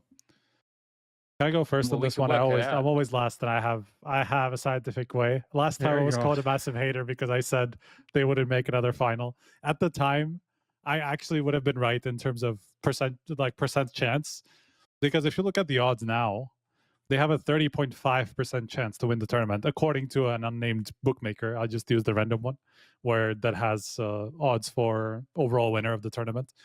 They're on like 3.0, which translates to 30.5% in true odds or whatever, like when you skim off the margin. And with that in mind, that means for the overall winner is 30.5%.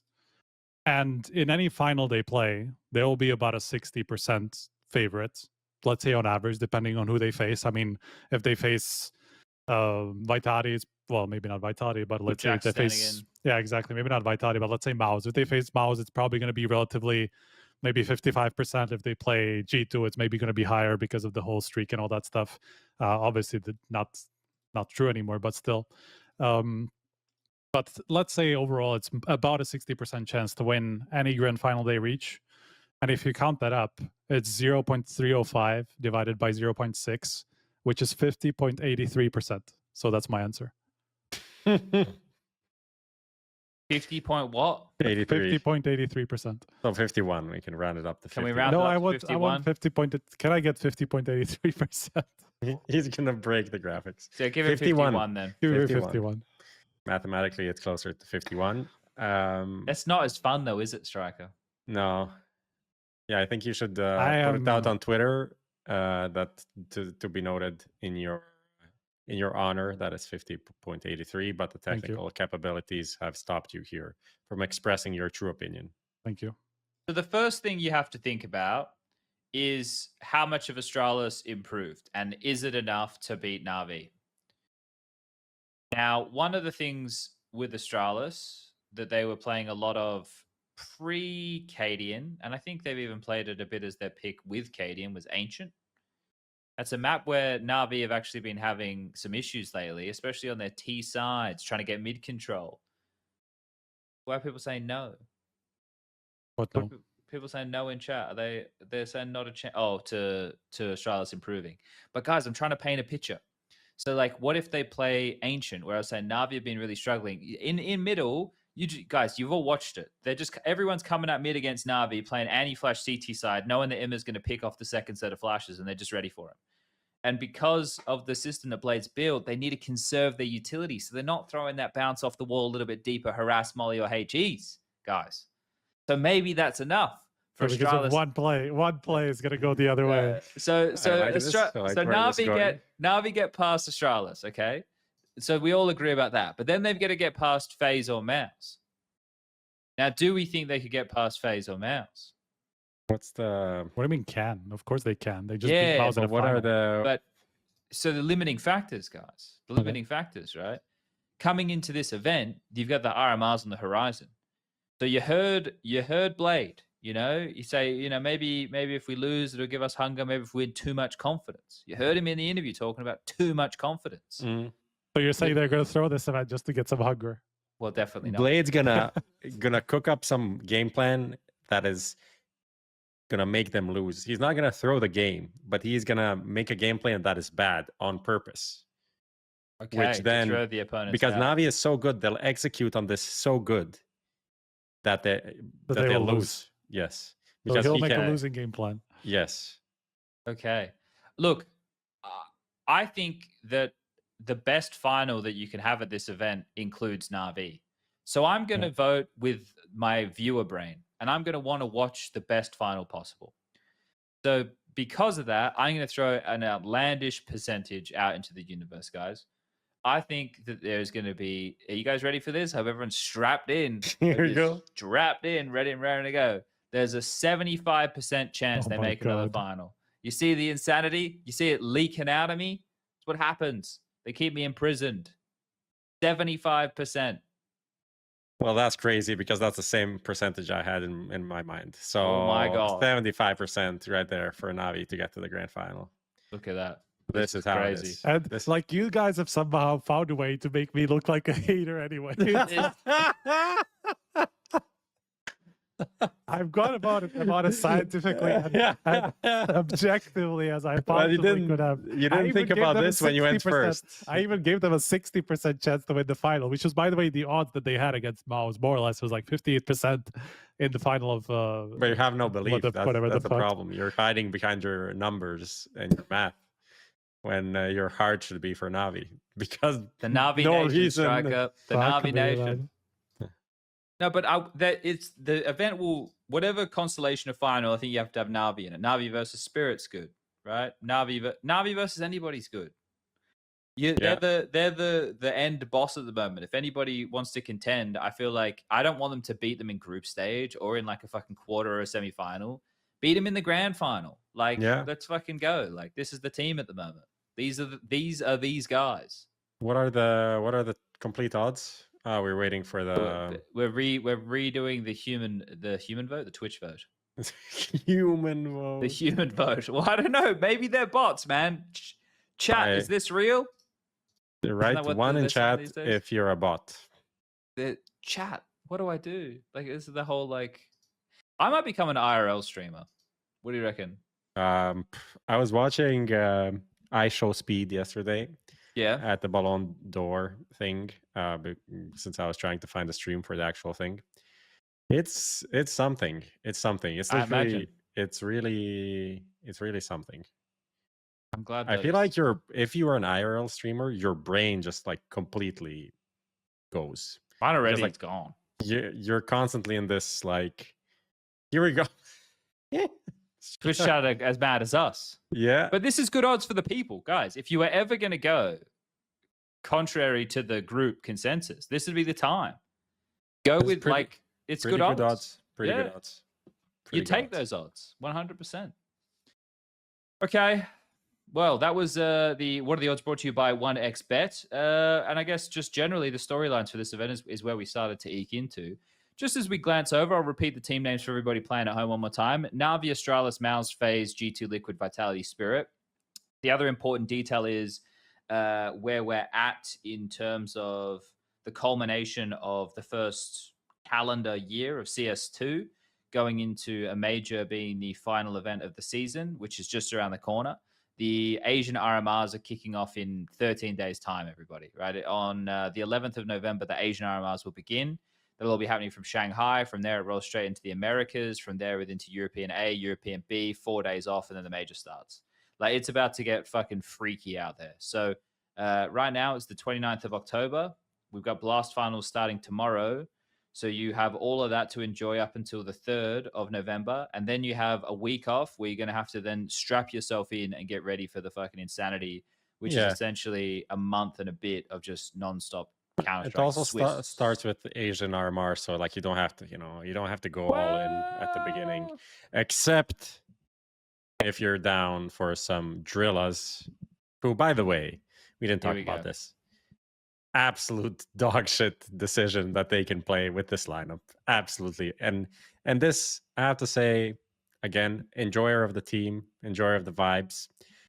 And I also don't blame them, and I don't think they did anything like maliciously, because if they wanted to exploit the rules, they would sign up someone better than s1mple. The s1mple is probably, like, also love the guy, but statistically probably one of the worst players that they could have gotten. I have a counter here. Maybe we heard that s1mple apparently had multiple offers. What if Pixel wanted to get s1mple, but then Falcons came in? There we go. The only guy they had available was s1mple and WATO competing to qualify for the major together. It's come full circle. Goku and Vegeta lining up together, teaming up. It's enemies to friends arc happening live. Then they win the major together. WATO and s1mple. Who would have thought? With Kvem on the team as well, it'd have been crazy. But yeah, it is what it is, Prof. I thought you were going to say because the grand final is going to be FlyQuest versus Talon. Oh, that would be quite something. That would be quite something. It would be. There's not going to be a grand final played though, so shut up, Striker, man. Don't ruin it, man. Yeah, so I guess the storylines for all this with the teams that we just mentioned is where we want to hone in on. I think people need to keep in mind about this event is an important event. It's $1 million and it's good teams, but qualifying for the major is probably goal number one. So I wouldn't go into this event expecting anything crazy new out of your top dogs, your NAVIs. Like Vitality have a stand-in. So I would say from your NAVIs and your MAUs, like they're not coasting, but they're going to take the existing currently into this and just look for form. Like G2 is a fucking mess. Don't get me started. Vitality have a stand-in, so it doesn't matter what happens to Vitality. This is just like a fun event where they get to, vibes. Exactly. Whereas like Spirit, FaZe, and Liquid are all looking for some wins, right? Like something that would feel nice to kind of build the confidence, because these aren't bad teams by any stretch of the imagination. They're all very good teams, but they just need some confidence to be built behind what they're doing, and that could be a really good boon to run into the RMRs with. So that's my storyline. Liquid, FaZe, or Spirit, somebody needs some success to gallivant in towards the major cycle with. For me, I think low-key, high-key, the storyline will be the continuation of the donk, ZywOo, m0NESY race for number one, because obviously not as important as the major, but also very important considering the margins are so small between these three players, and no one is really safe in any way, I would say. So it's definitely going to matter. This event is going to matter, I think, in that totality of. So shouldn't that mean ZywOo's in the worst position based off of his team having a stand-in? Yeah, but also because the team has a stand-in that puts more pressure on him to carry, which maybe he, there's more kills available for him, therefore better stats. I guess, but maybe also not as deep a run in the tournament, right? No, I mean, obviously, Jack said they practiced. They had two games. Yeah, 2 games. Not 2 days. 2 games. So can't really expect much, but also, maybe they can conjure some magic for a few games here in Singapore. Who knows? What's your storyline? Is that it? Yeah, that's ZywOo carrying. Or no, I mean my storyline is just like watching the donk, ZywOo, m0NESY situation unfold. Yeah. Okay. Nice. And Striker, do you have anything? I'm gonna drop slight potential bombshell, which is that I heard that cadiaN has hurt his mouse arm in a way where it might affect how well he plays. Oh, that's a storyline.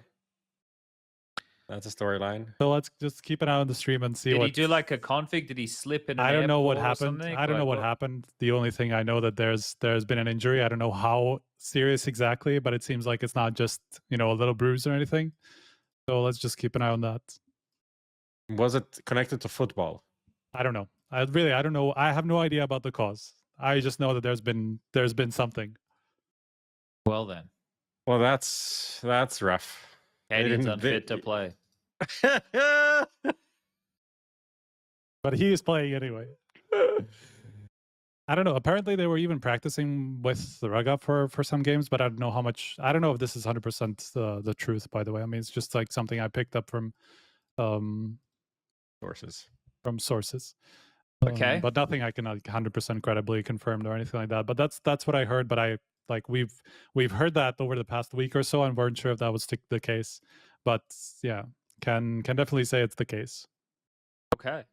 Well, I guess we'll wait and see tomorrow. That'll all be happening pretty quick. 7 a.m. start time, guys. NAVI versus DRILLAS, game number 1. All right. Well, do we have anything else we want to talk about tonight? No, really. I feel like we can call it. All right. I'll end it on a Singapore story for everybody then. Here we go. Okay. So when I was probably somewhere between the ages of 10 and 12, probably closer to 10, I reckon. My parents took myself and my sister on a family vacation to America. Now, to go from Perth, Western Australia to the United States is a long way. On the way back, after we had done the trip in the US, I think we were there for a month or whatever, my parents were breaking up the travel by stopping in Singapore, and we'd stay for a night in Singapore just because of how long the travel is. My sister she would have been like 7 or some shit. So we land in Singapore, and we go check into the hotel, and this is just before lunchtime, and Singapore is a very tropic location. So traditionally around lunchtime, it rains. And we had just gone up. Why is that a thing? Well, why is it around lunchtime that it rains? That's what happens. It fucking rains. only at lunchtime. Cannot be at dinner. In the middle of the day, it rains. It's impossible for it to happen in the evening. It could too, but every day around lunchtime in Singapore, a certain time of year, it gets a bit rainy in the middle of the day. Okay. Anyway, so it's just rain, and we've got in the hotel, and we've all just whacked on our bathers, and we've run up to go to the pool. And me and old man, we got these water guns, and we're squirting each other running around the pool. And I go face first into the tiles around the pool, and I put my 2 front teeth through my front lip, and one of them snaps in half. Oh, classic. And this is a public holiday in Singapore. So the hotel is calling dentists on their public holiday, like family lunches and shit, to get them to come in to do surgery on my mouth. So eventually we get one, and I go to a dentist in Singapore, and the dentist is doing the surgery. But because it's a public holiday, my dad has to be the dental nurse. So he's the one with like the sucky thing in my mouth and handing the dentist all the tools and everything. And that's how I put my 2 front teeth through my front lip when I was 10 years of age. Yeah, that's the only Singapore it's experience. A good story, but Jesus fuck. That's the only Singapore experience? No, I've been to Singapore a couple of times. Nice place. Yeah. Very beautiful place. Sentosa are very clean. Yeah, it's nice. Yeah. Yeah. Apparently it's extremely humid right now. Yeah, of course. I did not know this. I did not know this fact.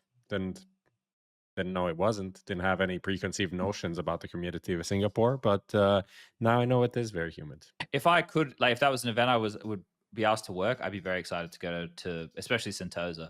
They got Universal Studios there. There's an aquarium. There's lots of swimming, and it's beautiful. Singapore's really, really nice. Very, very clean place. Don't smoke marijuana there; they'll kill you. And don't bring gum to Singapore. Yeah, no chewing gum. No chewing gum. Yeah. But a good spot. Other than that, everybody's really nice. They speak English. They're very smart.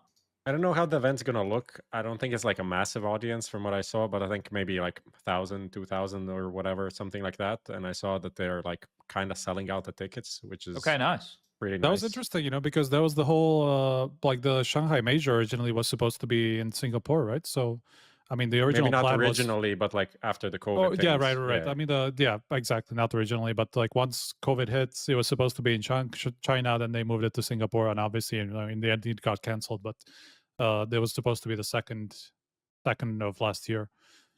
So it's curious, that it's actually, it seems like a country that people go to or that has some CS fan base. So never really knew that. I used to play with Singaporean guys back when I was in Oz, right? You get a lot of people would come down and study at universities, or from where I'm from in Western Australia, the internet line runs under the ocean up to Singapore. So you can actually get lower ping to Singapore matchmaking servers than you can to Sydney and Melbourne matchmaking servers in Australia. Yeah. Anyway, fun stories. So Red Bull watch party this weekend. We're all going to be getting on the plane Friday. on Thursday. Friday, Saturday. Yep. So we'll be bringing you all of that action. So we'll see you guys in just a couple of days' time. So yeah, quick shout out to SkinPle's and to 1xBet. Remember to gamble responsibly. And I guess that's it, boys. That's it. All right. Goodbye, everybody. Have a good night.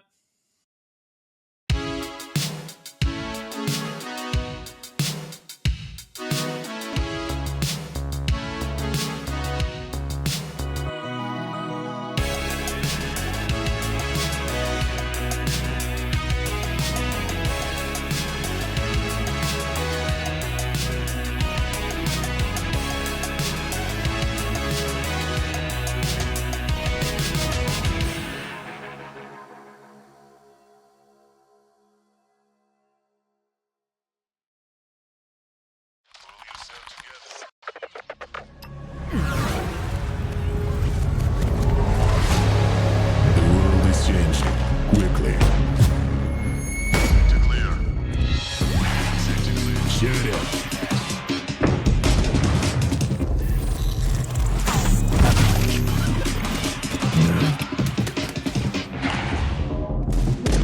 The world is changing, but one thing remains the same. Victories with 1xBet.